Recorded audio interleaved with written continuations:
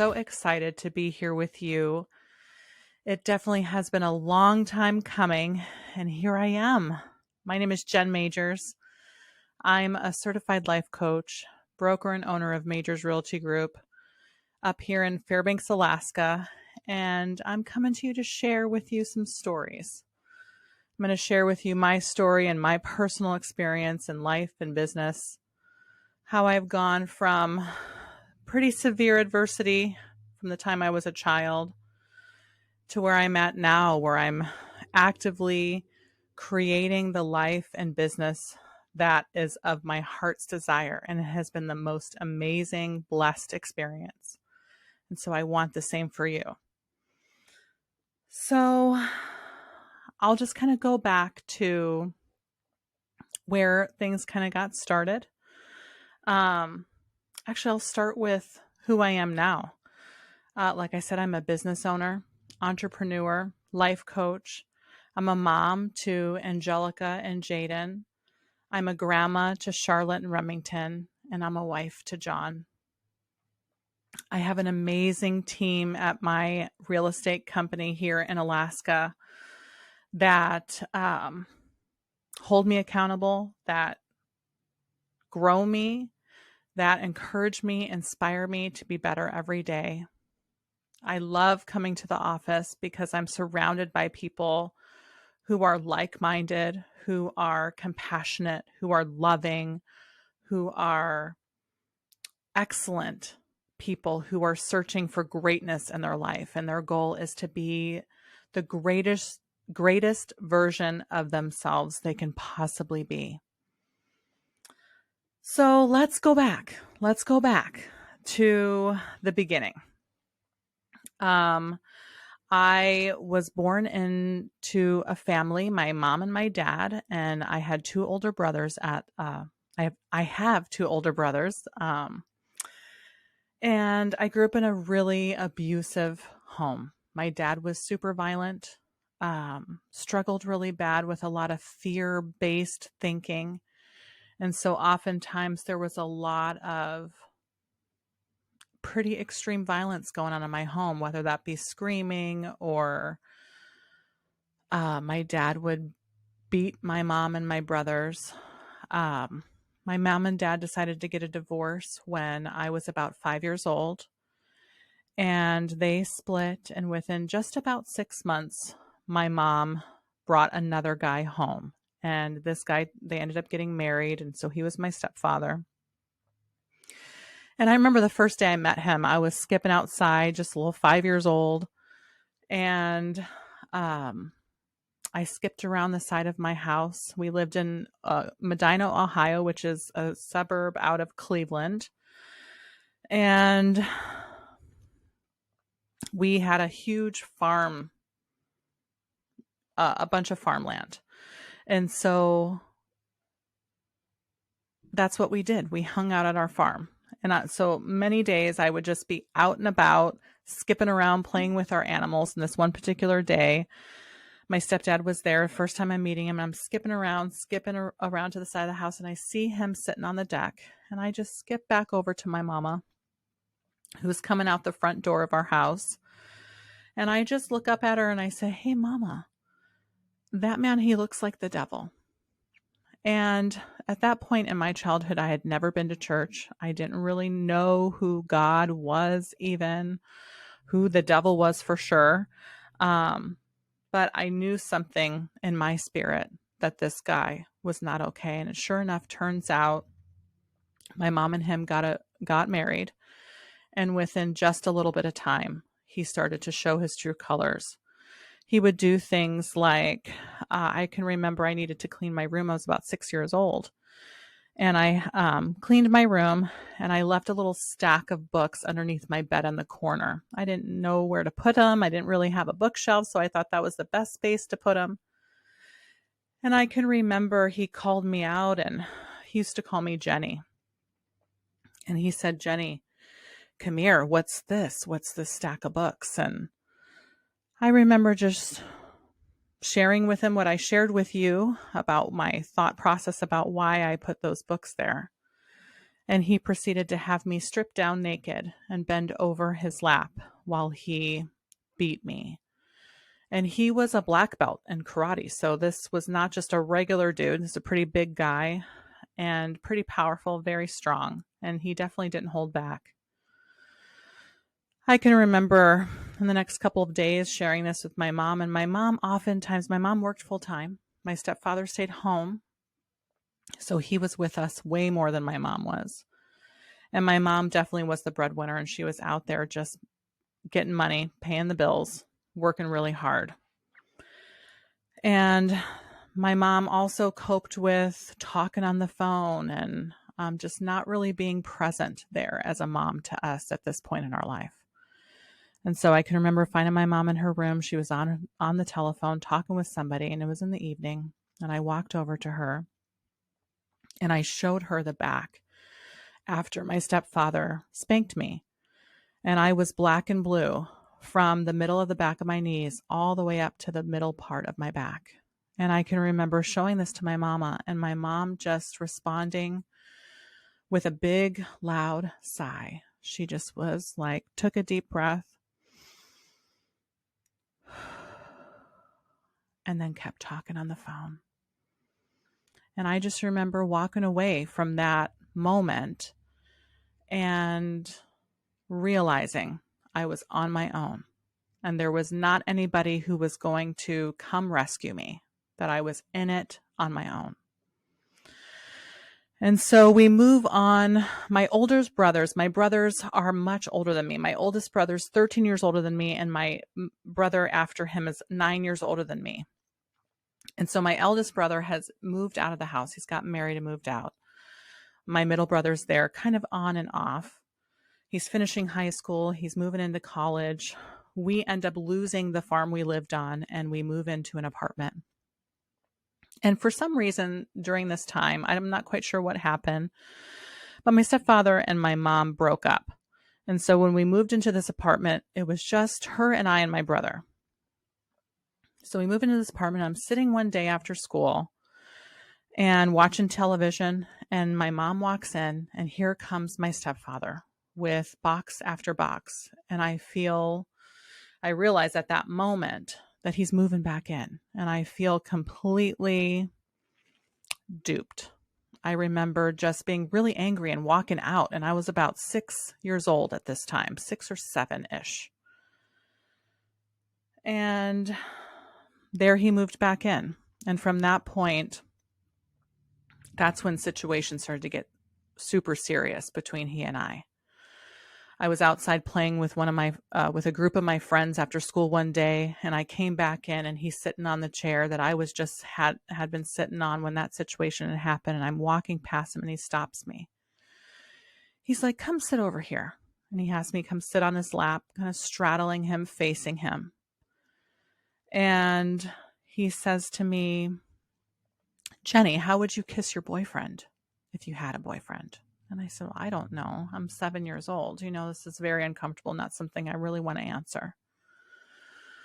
And he proceeds to ask me that, and then he asks me to show him. And so that was the first moment where he began to sexually abuse me. And from that moment forward, it was every day something different, to the point where it was to the point where eventually we moved into an apartment. And when we got into that apartment, every single day after school, he would invite me to the back bedroom, and he would either molest or rape me. And that happened from the time I was about 7 years old all the way until I was about 9 years old. So every day this would happen. I would come home, I'd get off the bus, and I'd get off a couple blocks down the street. And we're in Cleveland, Ohio, in a city called like Beechwood. It's just a little city outside of the rural area or the metropolitan area of Cleveland. And I'm walking home, and I'm facing having to walk in the door. My mom's not home yet. I know what I'm facing if I get in there, and I am walking as slow as possible. And it's wintertime in Cleveland, Ohio, and that's really cold, really wet. So I'm pretty chilly, and I've got to go to the bathroom. And I remember At 8 years old, looking around, and I've got a couple blocks to walk, and I'm walking so slow, like I'm putting one toe in front of the other, just walking slow. And I've got to go. And I remember making the conscious choice to look around my surroundings, to see who was around me, and making the choice to just pee in my pants rather than go home to my home because that was not safe. I continued to do this practice. I can remember having piles and piles of peed up clothes at 8 and 9 years old, and how much shame I felt at that, just even my mom or my dad knowing that that was going on. And so I hid it from them and didn't let them know what was going on. I can remember another time walking into my apartment complex, and it was like a 2-story apartment complex, and I had to pass by this little old lady who lived underneath us. I had to pass by her door to go up the stairs to our apartment. And I can remember one day she peeked open her door, and just a little crack through it said, "Honey, come sit right here on this stoop." And she had a little glass of milk and some cookies there for me. And I just sat there at the bottom step, eating the cookies and drinking the milk, waiting for my mom to get home. And what I can only assume is that she knew something was going on up there and it was not okay. And she wanted to keep me down with her as long as possible to try and get me as close as possible to when my mama would be home. So little situations like this would go on. One particular day, I must have been home from school, and it must have been a holiday or something, or a situation where there wasn't any school. And so mom went to work and I had to stay home, and Dave, my stepdad, was there. And I remember begging my mom, "Please, mama, please don't leave me. Please take me with you. Please stay here with me. Please don't leave me." All the way up until she's walking out the door because she's telling me, "Honey, I've got to go to work. I can't stay home and I can't take you." And I'm holding her arm and grabbing her arm as much as I possibly can and holding on to it as tight as possible until I get down on my knees and I'm begging her, "Mama, please don't take me, or please take me with you. Please don't leave me home. I'll be a good girl, Mama. Take me with you." And she left and went to work. I can remember the reason why I never shared with my mom while my stepfather lived with us what was happening. And it's because my stepdad took some time working with me before we got to this point. And he shared with me that I better keep this a secret because otherwise I wasn't going to be able to wake my mama up the next morning. And I knew in my little girl self that that meant he was going to kill her. And the amount of times he beat me and bruised me, I knew how strong he was and powerful he was. And so I just did not want that to happen to her. And that the fear of not having my mom was so extreme that I just kept it to myself.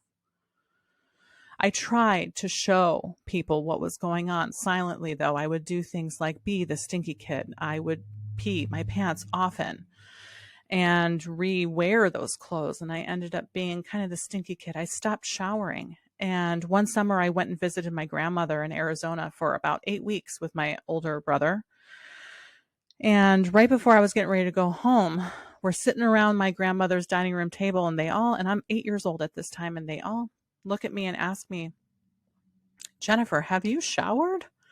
And I can remember looking at them and going, "No, I haven't showered. I swam a lot. I was in my grandmother's spa all the time, swimming outside and stuff. But I never took one shower the entire 8 weeks that I was there." Just the process of getting undressed and having to be naked and just was very uncomfortable to me. So one particular day, I had been going to school. I was in about 3rd grade. And I was seeing the counselor because I was clearly having some anxiety. I can remember going to my classroom door one day and it was shut and I was late for school. And I can remember the feeling. It was the first memory that I have of social, like extreme social anxiety, where I felt like I could not even breathe. I remember trying to catch my breath enough so that I could walk through the classroom door and get in my desk seat. And then, so I did that, almost like holding my breath, getting myself in there, sat down and just feeling like the walls were coming in on me. And God forbid the teacher ask me a question. And if she did, which she did, I can remember just my voice would shake so bad and I could barely catch my breath in order to say a sentence. And I can just remember feeling like everyone was watching me and they knew that I was not okay. And I felt very bad and wrong and gross and shameful back then. And so I was doing everything I could to hide that, but also let people know silently that I need some help. Somebody see what's going on here without me having to say anything. So I started going to counseling and seeing the counselor there at the school. And back in those days, this is the 1980s, or like 1988, 1989.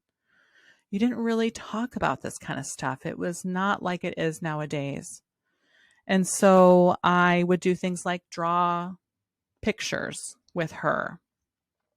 I would tell her that Dave, my stepfather, that he was hitting me. And one day she said, "Oh, well, he's not allowed to hit you. He's not your dad." So I can remember she gave me this card, this business card for the child abuse hotline that I should call if and when he did hit me again. I could just call this 800 number. And I can remember she showed me how to hide this in my shoe. So we went through this whole process, and I go home.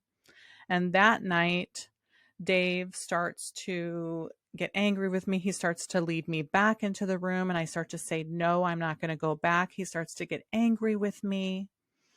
I say, "No, I'm not going to do what you want me to do. You're not my dad." He threatens to hit me. I tell him he's not allowed to hit me. And I start to fight back. I'm 9 years old. And I'm even like poking him in the arm, just being really angry and volatile with him, which is incredibly, when I think about that, a 9-year-old child doing that.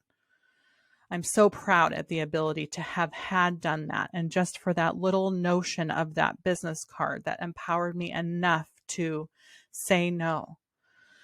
Well, I always consider this a God thing, that the angels came down and protected me this day, because, and I logically have come to the idea that, well, maybe it's because he realized at that moment that he wasn't going to be able to take advantage of me anymore and that I was going to fight back. And he went and packed up all his things and left.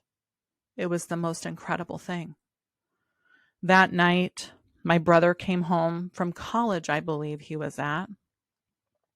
And I told him what had happened, and he looked at me and he goes, "Jennifer, what have you done to our mother? You know she cannot function without a man." And I just remember feeling this shame, like, oh my gosh, what have I done to our mother? He left, and it's my fault.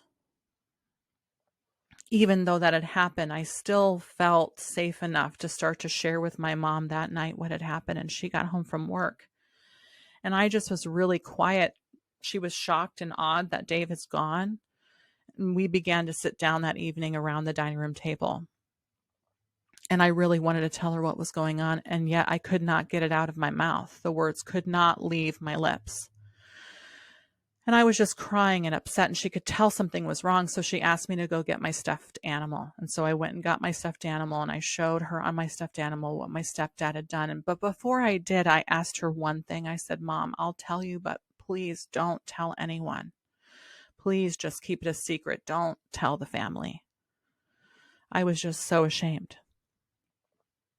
And after I proceeded to tell her what had happened, she proceeded to immediately pick up the phone and began calling many of our family members and sharing with them what had just happened. We proceed days later to make a report, to go see some counseling. From what she shares with me, the report was not substantiated and nothing ever happened. And so she chose what she felt was best, which probably was at the time, for her to send me to live with my oldest brother, who lived up in Fairbanks, Alaska. He was stationed in the Army on Fort Wainwright. And he was married by this point and had 3 children of his own, very small children. And so at 9 years old, she shipped me up to Alaska to go live with my brother for a school year. And during this school year, my brother makes it very clear that we're going to file charges and we're going to get this guy out of the public where he can't do this to anybody else. And so I begin to talk with the school authorities, and then I begin to talk with the military police, and then I begin to talk with the city officials, and then it gets all the way up to where the FBI has been involved and they've actually found him. And this has taken the entire course of my 9 months in school, and I am in 5th grade, I think, by this point. So we have it reported and they have found him and they're getting ready to arrest him. But my mom has called my brother and she is devastated and can't live without me and is ready for me to come back. School's over. And my brother pleads with her and asks her to please let me stay so that I can finish out this reporting, because what happens is once I leave the state, all the investigation stops. And my mom lived in Ohio. And my mom begged and pleaded with my brother, and my brother lets me go. And my mom demands I come back. And so I came back to Ohio, left Alaska, and the investigation ended. I began to just be pretty much reclusive. I had a very difficult time being social in school. I was often the awkward kid. I had a very difficult time communicating. I felt awkward all the time. I began to have physical things happen. I started to gain a lot of weight. By the time I was 12 years old, I was 200 pounds. I ended up breaking an ankle and spent almost an entire school year in a wheelchair. And so that just kind of added to the problem that I was already experiencing. And my social anxiety just crept into deep, reclusive behavior where I did not want to communicate. And I just wanted to be alone in a safe space where I didn't have to mess around or be anything else. I continued through this process living with my mom for the next couple of years, but I was suffering. I was failing school. I wasn't doing well. And so my mom was kind of at her wits, and she decided to send me back up to live with my brother again. And my brother at this time was stationed now down in Texas. And so I go down and live with my brother and his wife and their 3, now almost 4 children. And my sister-in-law homeschools my other nieces and nephews. And so by the grace of God, I'm able to sit with her and homeschool with her all school year, which really just gives me a break and some peace. I also get this amazing opportunity to be going to church. When I lived up with them in Alaska, I went to church and just got an idea of that there was a God out there and somebody I could call father that really cared about me and loved me. And that really resonated with me. And it's something that I could reach back to and grab when I needed it. And so I had this great relationship in the church that I went to there.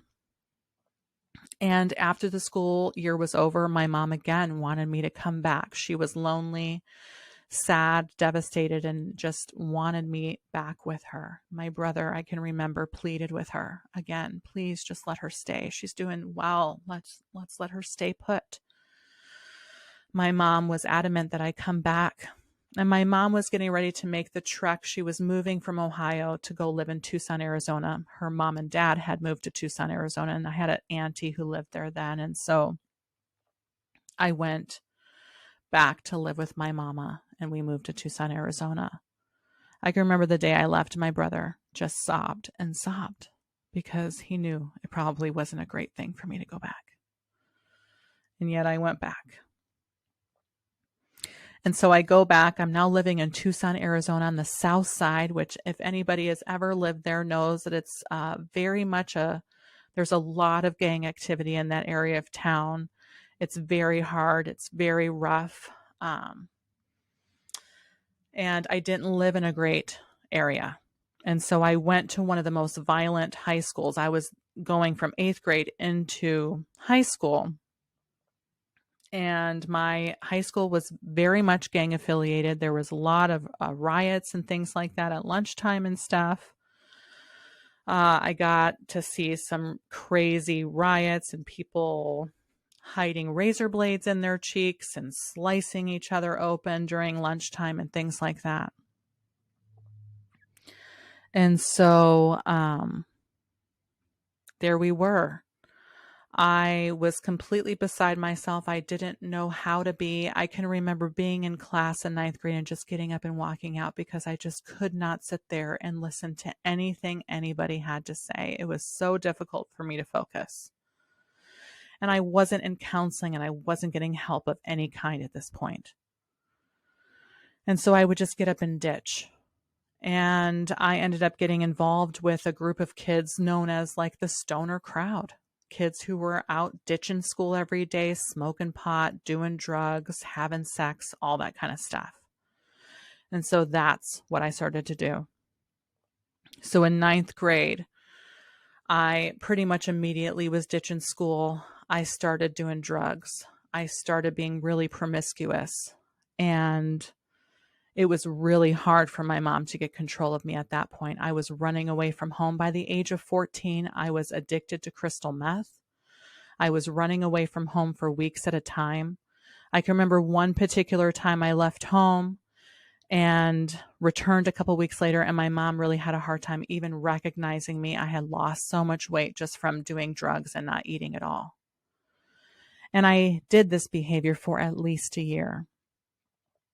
And around January, February of 1997, I was 15 years old, and I had had a boyfriend that I had met at a party who was 22 years old, and I had found out that I was pregnant. And within this time, I took some time, and my mom was kind of fed up, and so she shipped me back to live with my dad in Ohio, and my boyfriend came with me. We traveled via a Greyhound bus across the country from Arizona to Ohio at 15 years old and 22 years old to go live with my dad. And that lasted about 10 days. I didn't have a great relationship with my dad.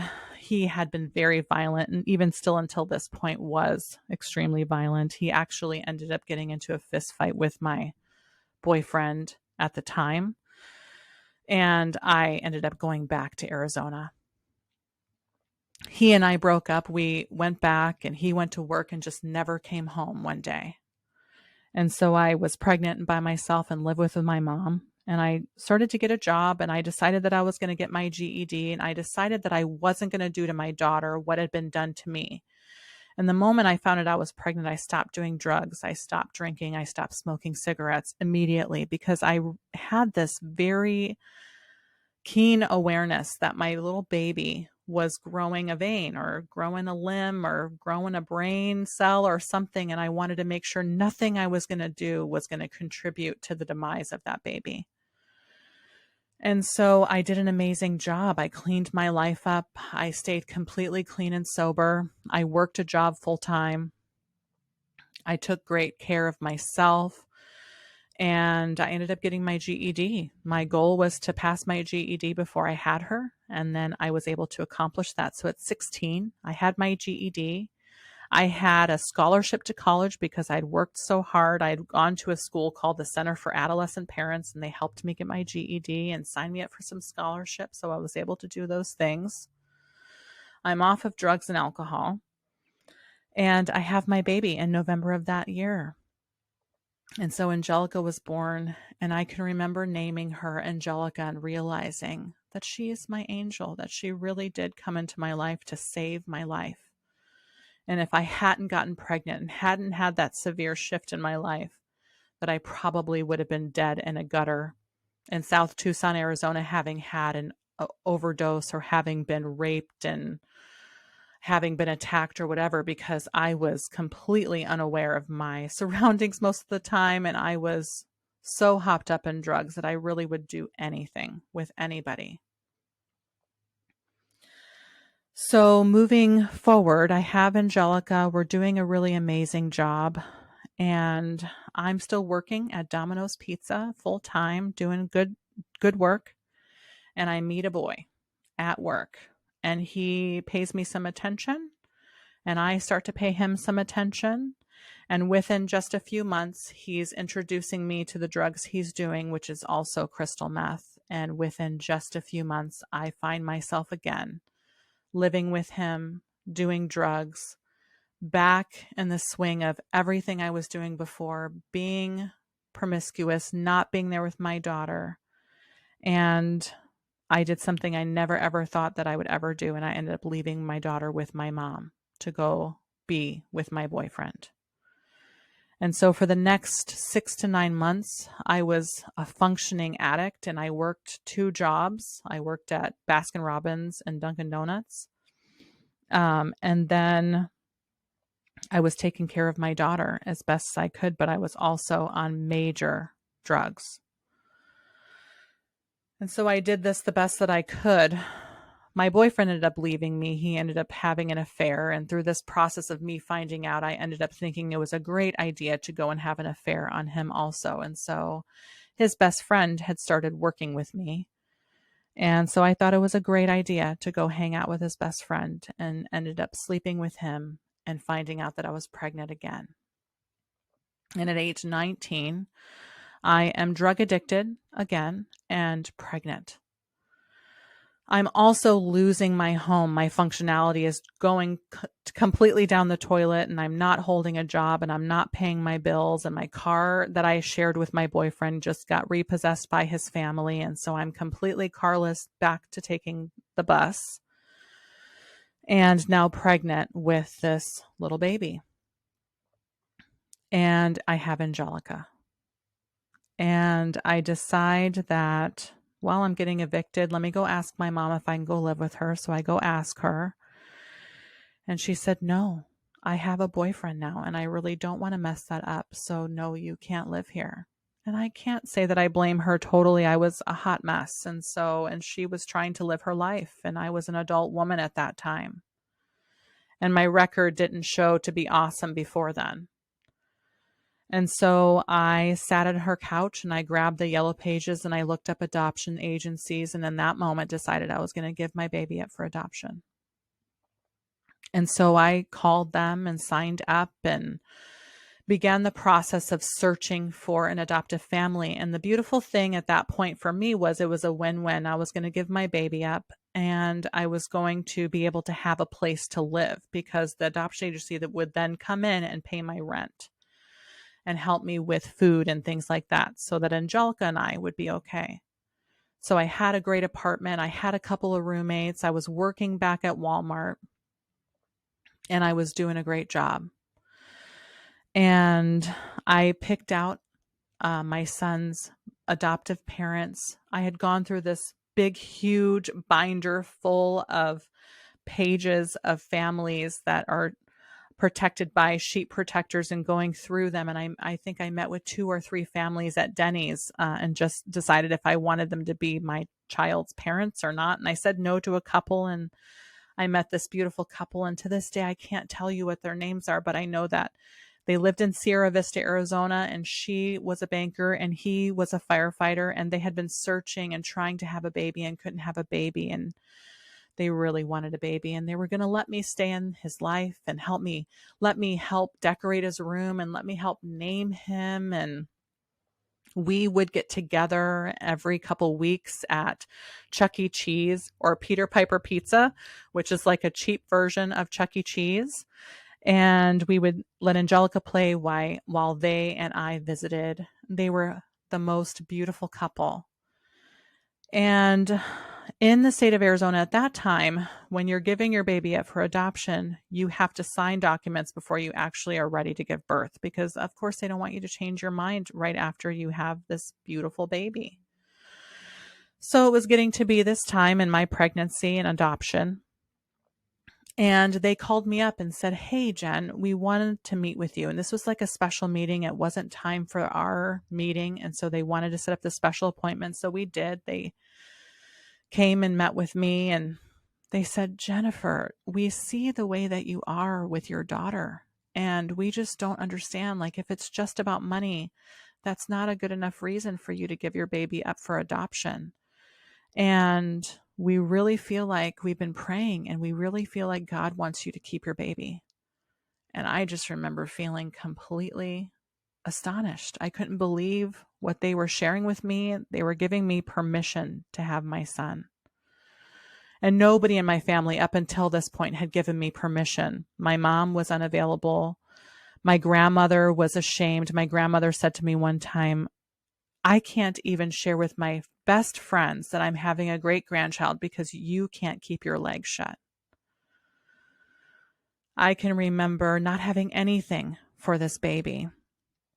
I went to my auntie, who's really a cousin, like a second or third cousin. I went to her house and she was like a safe refuge for me. And I went and visited her there, and she was so in disagreement about me giving the baby up for adoption. She really wanted to keep the baby in the family somehow. And so we'd have conversations, and she'd kind of shake her head every time that I would tell her about this beautiful family. She just was not in agreement. But she really, at that point, was my safest space to go visit. And so when this family came and shared this with me, I went and shared that with her. And I can remember her go, oh my goodness, thank God this is happening. And she went and took me back into this room, and she had all this baby stuff for me that she had gathered over the course of my pregnancy, just hoping that I was going to keep this baby. And so hope started to set its seed inside of me at that moment in my life. And I still, though, was pretty adamant that I was going to give this baby up. I didn't feel worthy. I didn't feel capable. And so I wouldn't not sign. I was still getting ready to sign with the adoption agency when I got a call from the adoption agency themselves that said, well, we just wanted to share with you that the adoptive parents have pulled out of the adoption. And so at that moment, I breathed this sigh of relief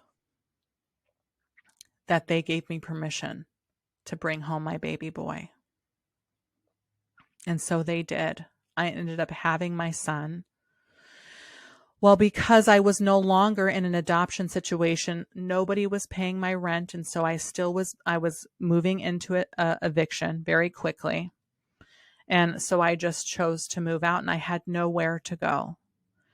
And so when I brought my little son home from the hospital, and Angelica was with me, she was about 2.5 years old, we moved into a little homeless shelter for unwed mothers in Tucson.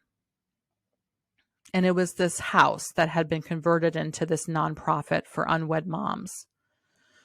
And a great program. They work with you. They help you get career things. They help you with your education if you need your GED, if you need services, and eventually get you some housing.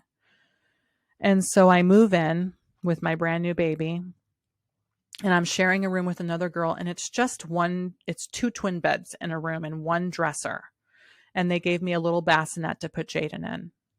And I can remember that I was so afraid to leave him alone in his little bassinet that him, Angelica, and I just all slept in this little twin bed. And I would never leave Angelica or Jaden alone while I went and showered and stuff. There was lots of times I didn't shower and I didn't bathe them because the bathroom was just so small. It was hard for us to all squeeze in there and do all that together. I would bathe by myself with Jaden with me. Angelica would be in the bathroom, and it was a difficult process. I remember one day I was sitting on the couch nursing Jaden, and the house mom came up to me and she said, "You're so calm and gentle with him. Look at how he's eating so great," and asked me to sit there with another gal and show her how I nurse my baby. So quiet and just calmly, and just let him do his thing and just be okay with all of that and not be panicky. And so for the next couple of weeks, I remember just sitting there showing her how to nurse her babies or her baby, and other girls coming up while I was nursing Jaden and learning how they would learn how to do those things too.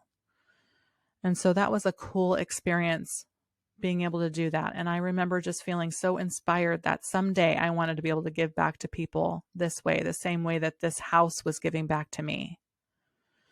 So even though it was a super uncomfortable situation, because I was homeless and living in a shelter, I got benefits other people didn't get. And so I was hiked up on this housing list. And within just about a month's time or so, Angelica and Jaden and I were moving into a 2-bedroom apartment all of our own. I didn't have a car, so we took the city bus. Me and 2 babies. I would take them to daycare. Right when daycare opened, I would go out, I would go to school, I would go work 1 or 2 jobs, and then I would go back home, and we would normally come home around 6:30, 7 o'clock. We would get in the apartment, cook, get things done, go to sleep, start all over again and do that.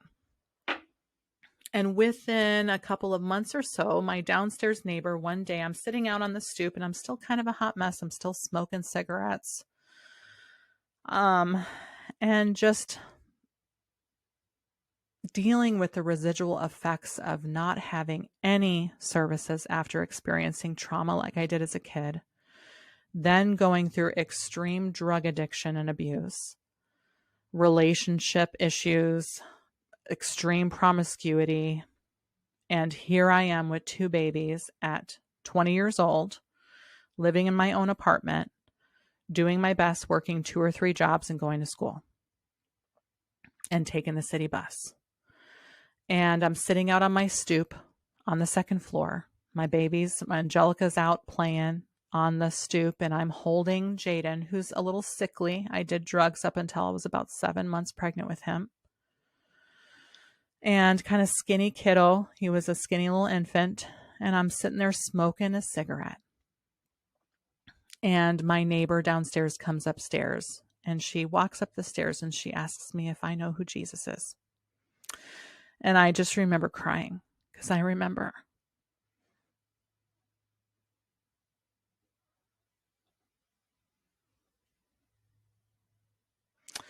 when I lived with my brother the first time and hearing the story about Jesus. And then I had this father who was God, who, if I just called on him, he would take care of me and love me. And all that came staring back in my heart that day. She proceeded to introduce herself and love on me and invite me to church. And so I fought it for a little bit, but eventually went to church with her. And I remember the first day I went to church with her, I walked in. I didn't realize I was going to a full gospel Black church, but I walked into this beautiful full gospel Black Church of God in Christ church, and was greeted with so much love at the front door. And I heard this amazing soul entering gospel music, and the words and the music that were being sung just touched me in such a way that I just fell to my knees in the back of the church. And these beautiful women took my babies and let me just lay in the back of the church on my knees, and then eventually on my belly, and then eventually totally on my face, sprawled out on the back of the church on the carpet. And they covered me while I just cried and let every pain point in my life up until then just come out. And from that point, I went to that church. And for the next 5 years, that's what I did. I went to that church and I poured out everything I could possibly pour out. And I let fill in all the things God had for me. I worked at that church. I became the executive assistant. I learned accounting from the pastor's wife, who was an accountant. I helped them set up their systems and maintain their systems. I counted tithe every single Sunday, and I mailed out thousands of mailings for them. And they really took me under their wing and taught me all of these things. And that's really where I got my first sense of business and working in an office and using those skills to be able to take me for the rest of my career. And that was my safest space that I can think of in my life, besides the life I live right now. Such a safe, embraceful space to be in that place, and to know and to have the faith that was created in me during that time is really something and beautiful. And I'm so incredibly grateful for that. I move on. I'm doing an amazing job and I'm taking care of my children, and we're living in an apartment for a long period of time. And I ended up buying my own car and doing a really great job. And my grandmother passes away. My mom moves to Yuma, which is about 400 miles or so, I think, away from Tucson. And I decide to follow her. I get a job at the Red Cross and move to Yuma with Angelica and Jaden and work in a professional environment and meet some great friends and people. And my brother calls me after a couple of years of living there. He calls me one day. My mom and I are out to lunch. And my oldest brother calls me, and he is a state trooper at this point in Alaska. He's back up in Alaska living with his family, left the Army, is a state trooper, also an air guardsman, and he's getting ready to deploy across overseas. He's going to go to Kyrgyzstan. And so as I'm talking to him, I ask him, what is there that I can do for you? And he says to me, well, if there's anything I've ever wanted, is that our children know each other. And in an instant, I felt like God flooded my soul and said I needed to go. And in an instant, I decided to move to Alaska. And so over the course of the next few months, my best friend AJ and I sold everything we owned. And I sent Angelica and Jaden up ahead of me, about a month ahead of me, so that I could finish up some things. And then in August of 2007, I came up to Alaska. My friends in Yuma had been joking with me, saying things like, oh, you're going to Alaska, you're definitely going to meet your husband. And before this time, you've got to understand that I was not about dating. I had realized after Jaden that this does not work very well for me. I had dated a guy in church for a little bit, but it wasn't serious at all. Didn't even kiss the whole time we were dating, kind of thing. And so I wasn't very serious about it. And then right before I moved to Alaska, I had dated a couple guys, but mostly I had been completely not dating and completely celibate for 7 years. So I come, my friends are joking with me that I'm going to meet my husband because the ratio between men and women in Alaska is so great. There's like 8 men to 1 woman and all that kind of stuff. And so they decide it's a good idea for me to have like an online dating profile. And so we set up a Match.com, almost like a joke, but it was active and there, and I was getting people reaching out to me, and I moved to Alaska August 2007, and there's this guy reaching out to me and a couple guys reaching out to me, one of which my brother knew, went to church, and so I started dating him. And there was this other guy reaching out to me that was really trying to date me, and I just said, I just don't date more than one person. I want to give this guy a whole shot. And so I said no and got off the dating website. Well, it didn't work out with me and that guy, and so he saw me back on the dating website, reached back out and was like, hey, I see you're back. Obviously it didn't work out. And so he asked me out. We went out to dinner and viewing the Northern Lights and stuff. And our few-hour date that we were just supposed to have for dinner ended up lasting 8 hours. We had dinner. We drove around. We wrote our names on a bridge. He carried me. We stood underneath the Northern Lights, had our first kiss, and I really think fell in love that night. And 3 months later, John Majors and I were married. And so the rest is kind of history there. He and I got married. I was adamant that I was not going to live with anybody until we were married. And so I had my own apartment. And I had lived with my brother for a little bit, but that didn't last very long.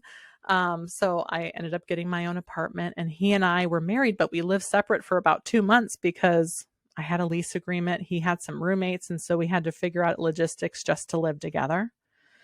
We ended up getting together, and we decided pretty quickly we wanted to have more babies. And so, we started trying right away, and we got pregnant right away. And he doesn't have any biological children. And so that's kind of a big reason. John's 10 years older than me. A big reason why he was looking at women my age is because he really wanted to have a baby. And I really wanted to give him a baby. And so I get pregnant right away. And a little bit later, I lose the baby. And we try again. And I end up losing the baby. And we keep trying. And I keep miscarrying our babies. Going for all this testing and stuff. And no one can really figure out what's going on. John's getting testing. I'm getting testing. No one's figuring. There's no explanation as to what's going on. How come I'm not able to keep a baby growing inside there? And so I end up getting pregnant again. And I go to my doctor, and it's a super exciting time because I've made it further than I've made it with any pregnancy so far. Aside from Angelica and Jaden, of course, their pregnancies were perfect. So I'm making it far. I'm in the doctor's office. I finally have the little welcome. You've got a little baby coming package on the counter ready for me. And they want to do an exam. They go do an exam and they do a little ultrasound. They can't find the baby anywhere. And he asks me, when do you think how far along do you think you are? And I'm like, well, I think I'm this far along. And he looks and he's like, maybe you're just wrong. Well, so we end the appointment and I'm starting to get ready and I start having this horrible pain. And I continue to get ready and just more and more doubled over in this horrible, sharp shooting pain in my abdomen. And I'm just still trying to push through. I don't know what's going on. Must be normal. I increasingly, by the time we get down to the car, I can barely move. I can't sit down. The pain is so bad. So I call the doctor's office, explain what's going on. And he goes, oh, you're going to need to go to the ER. You're having an ectopic pregnancy. Go straight there and I'll meet you over there. And so that's what happened. I get there. I go pretty much into emergency surgery. What's happening, the pain is I'm starting to have internal bleeding. And that's what that pain is. So I go in. They remove the ectopic pregnancy, and the doctor comes to me after and says, Jennifer, I just have to say, when I was in there, I noticed you have so much scar tissue. There's so much scar tissue. You've just got it growing in and through your fallopian tubes. So much so to where I don't think it's safe for you to try and have a pregnancy naturally. I think if you and John want to have a baby, you guys got to do in vitro fertilization because you should not be having a baby or an egg traveling through the fallopian tube. You're just going to have another ectopic pregnancy. And that is life-threatening. And so I realized, okay, well, we're just going to move forward to doing this in vitro and we're going to be good. Well, I begin to have all these problems. I begin to have very severe, painful bleeding, bleeding that won't stop. I go in for a second opinion. What can I do? And this doctor recommends a full hysterectomy. And at this point, I've had 8 miscarriages and I am a hot mess. I am so emotionally unstable. I am depressed beyond measure. I am reclusive and don't want to do anything. John and I are struggling because I have just almost started losing my mind over the fact that I couldn't keep a baby alive. It really kind of does something to you when you're not getting help and you're dealing with all this stuff. And so I decide, I want it out. Get my uterus out. I want nothing to do with it anymore. John was not present during this decision. And sure enough, I make the decision and schedule the appointment to have a full radical hysterectomy. So they're taking my uterus, ovaries, all of it. And the reason why the doctor opted to take my ovaries was because I have a very high family rate of breast cancer and colon cancer. And so it helps preserve me not ever getting like ovarian cancer and things like that.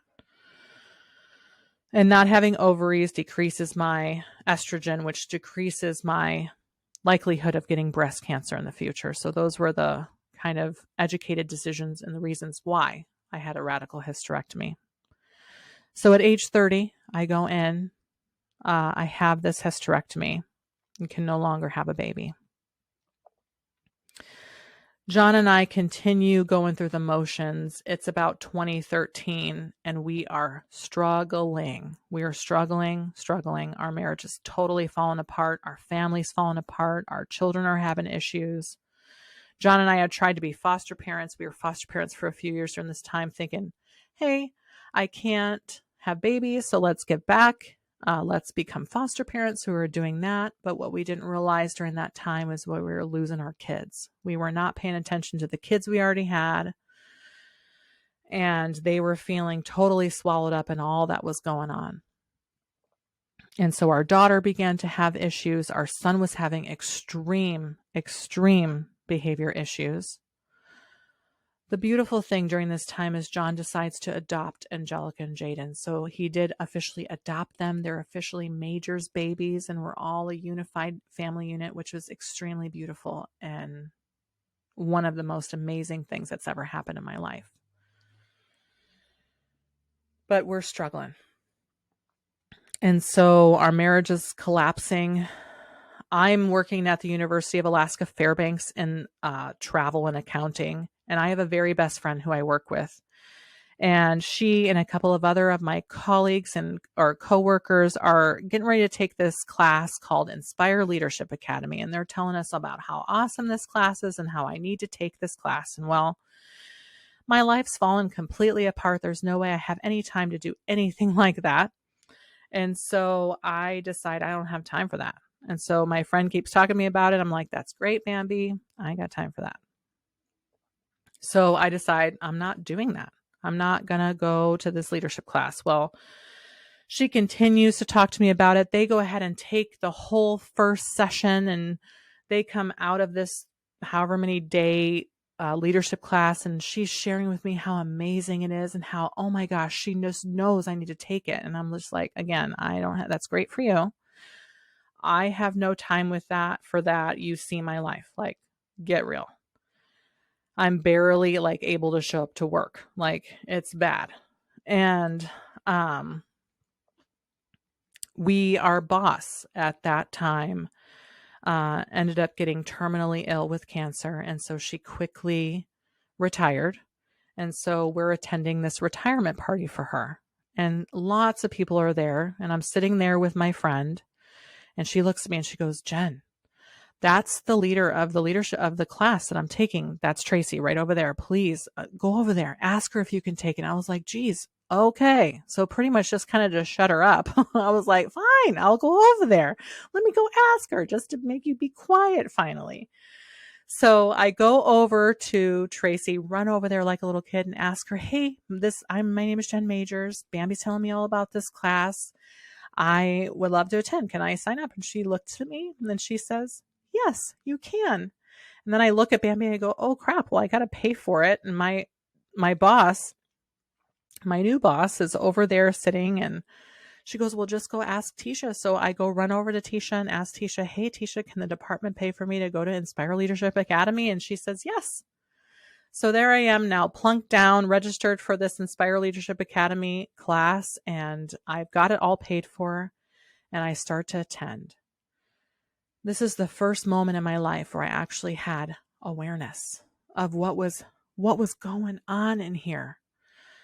I had just spent so much time numbing what I was feeling for so long, whether that be drugs, alcohol, cigarettes, sex, food, television, movies, relationships, working, all the things that I could possibly do to just numb and push down all my feelings.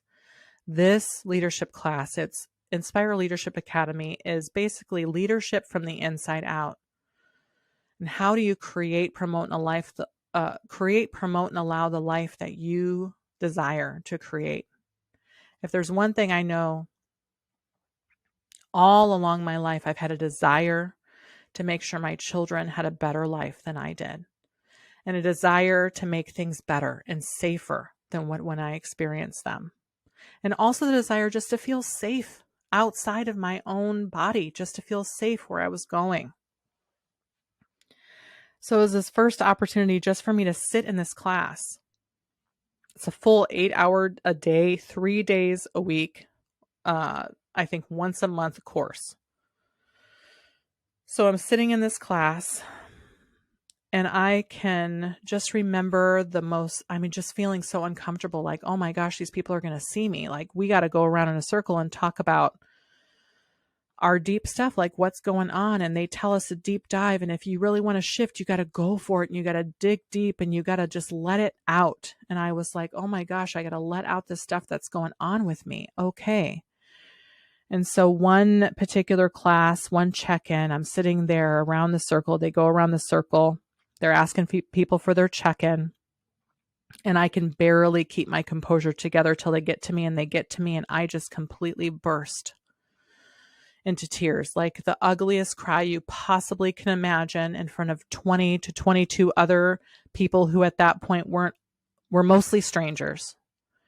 And I just began to share my deepest secret of what was going on between my marriage, my husband and I at that point, and how deeply hurt and upset and at a loss I was, and that our son too was having such deep personal problems. He was nearly ready to kill himself, and I was getting ready to send him to treatment, and that I just didn't know what to do or where I was even at or where I was even going. And I just continued to stay present. So I go through Inspire Leadership Academy, the best to my ability. I often say it was kind of surface level. I took in as much as I could take in, and it wasn't a whole lot. I gave out as much as I possibly could give out. And it was one of the most incredible experiences of my life. I decided at that point that I needed to do something different, and I needed to shift my life, and I needed to be for my children. And so I decided I needed to leave the university, and I needed to be home with my son, homeschooling him, help boost his confidence, make him feel like he's worthy, and allow him to heal from what the things he needed to heal from, and allow myself the time to heal. And so I started to go home, but I had this thing where I just could not just sit and be a stay-at-home mom. I had to be making some kind of income. I had to be contributing. And so a few years later, we're looking in like 2014, 2015, I decided I'm going to become a realtor. I need the flexibility. I want to make money. I think I'll be good at it. And so I decided to go get my license. And I go and sign up with a local team here in Fairbanks. And I really just wanted the flexibility with my son, and I knew I could do the work. And so I go and do the work, and Jaden's super successful, and Angelica begins to be successful, and our marriage is beginning to remedy itself through lots of work. John and I both commit to counseling. John also goes through Inspire Leadership Academy, and he and I both for a good 3 years are in solid counseling and working together. And it's working. I then in 2016 am working I had switched brokerages, gone to another brokerage, and was working on my own independently at this point. And I have this experience. This particular day, I had felt very anxious. I was kind of beside myself, but I had appointments to go into. I had clients coming in, so I wasn't not going to show up for them. And so I'm struggling with this extreme anxiety, but I go into work anyway. I've got this buyer coming in to meet with me.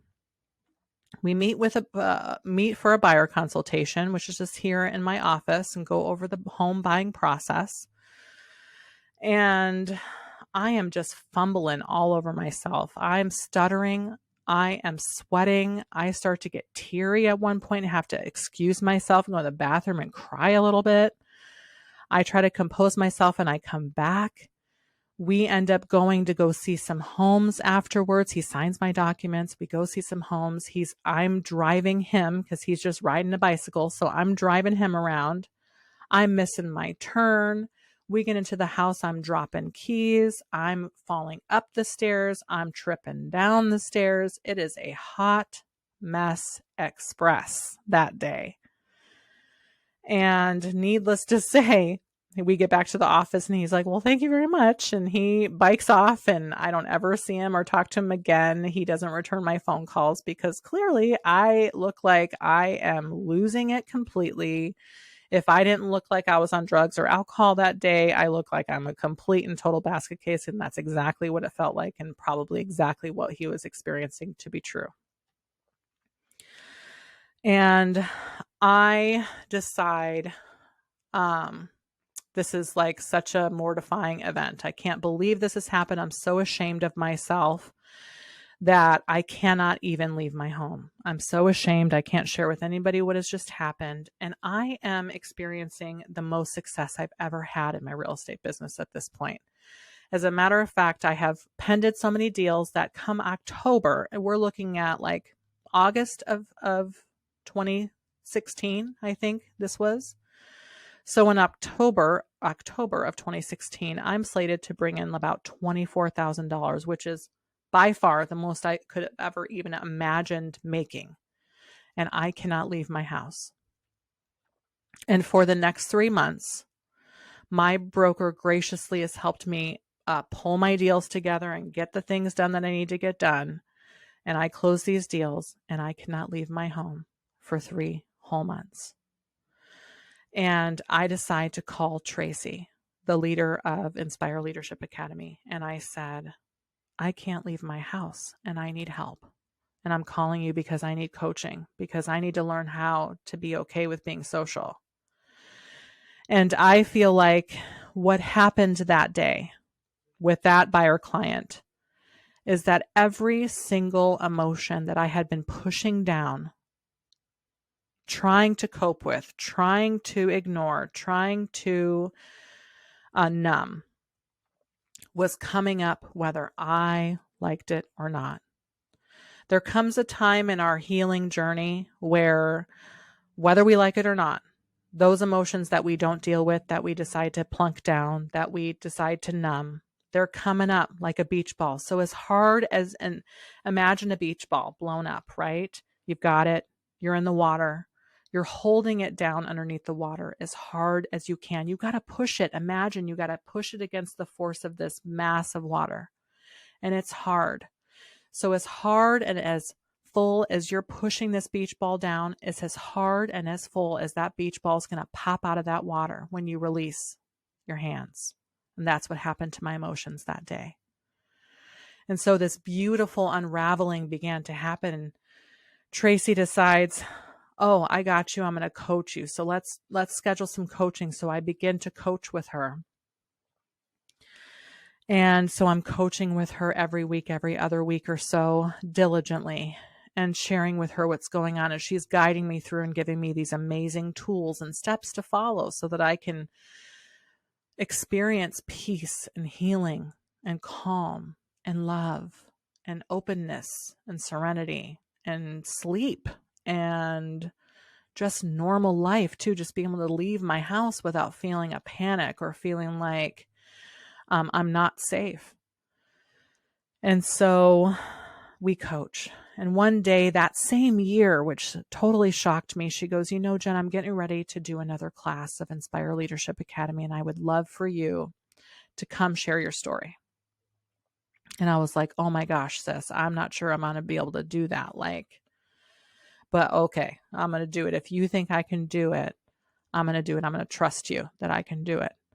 And so I go in, and during this portion of her class that she does that's called Compassionate Self-Forgiveness, I come in and share this story that I'm sharing with you about how you can experience these things and judge yourself in such a terrible way, and that there is a way out of that. And it's through compassionate self-forgiveness. It's through loving ourselves in the depths of the despairs that we're feeling and of the shame and darkness that we're experiencing. That it's through love and acceptance that there's healing. It's through just taking away the resistance, which is what really causes the suffering of no, that's not mine. No, those things did not happen. Nope, that wasn't me. The reality is that was mine, and that did happen, and that was me. And so just being okay with that acceptance and loving myself right where I was and forgiving myself and just accepting all that was it, that was. Soon after that, she then invited me to come and start helping her facilitate and just be an assistant in the class. And I remember being like, I'm totally unqualified. Like, I'm still going through this stuff myself, but it was so beautiful because what I needed was to just be immersed in it. And so she allowed me just to be immersed in it. And my first couple times assisting, she already had a beautiful assistant facilitator who then allowed me to just kind of go through the class as a student practicing. And so I would often just sit in for somebody who didn't have a one-to-one partner or something. And so their beautiful mentorship and just loving and friendship and mothering and everything they were to me just help create this space of safety and security and confidence and healing for me that has just carried me through from then up until now and will continue to carry me through in the future. It's what has given me such a purpose and passion to give back to other people.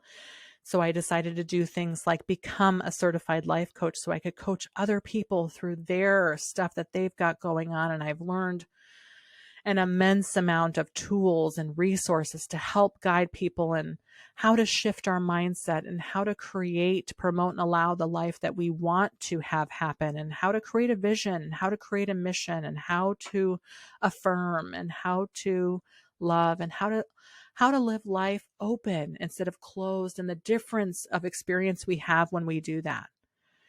It has been the most amazing experience for me. It has literally carried me through this space. Here I am. I ended up leaving that brokerage. I shifted a couple more times, and about 4 years ago decided to just open up my own brokerage. It kind of fell into my lap. I never went out with the intention to open up my own brokerage. I shifted into a national broker and didn't realize I needed to have a local broker in order to be a part of this national brand. So I had to jump through hoops to become a broker, did all the things, met all the requirements, opened a brokerage. And then a little over a year ago, John Majors and John joined me in my brokerage. Our daughter, Angelica, works with us in our real estate business. Our son, Jaden, he's a professional real estate photographer, and he does our field coordination, hanging signs and stuff like that. We have a team of about 7 or 8 other people who work with us, and it's been the most incredible thing. And about a year ago, we decided to go independent. And so about a year ago, we opened up Majors Realty Group, just an independent little Alaskan brokerage with some big dreams. We wanted to have our cake and eat it too. We love having a family brokerage. But what we have found is, and we love serving people. We love serving and growing people. We love helping people buy and sell real estate, reach their real estate goals, create wealth, create a legacy that grows with them, that they can give to their children. And we love growing our team and growing ourselves. It is the most amazing experience working with people, coaching our agents into achieving their greatness, into achieving their wildest dreams. And now we just all work together in such a beautiful way. We have cultivated this amazing team, this mission statement where we are a supportive team. We are supporting each other all the time. If you need something, I got you. If I need something, they got me. And so we trust each other. We ask for each other's help. We grow each other. We share our dreams with each other. And it has been so amazing.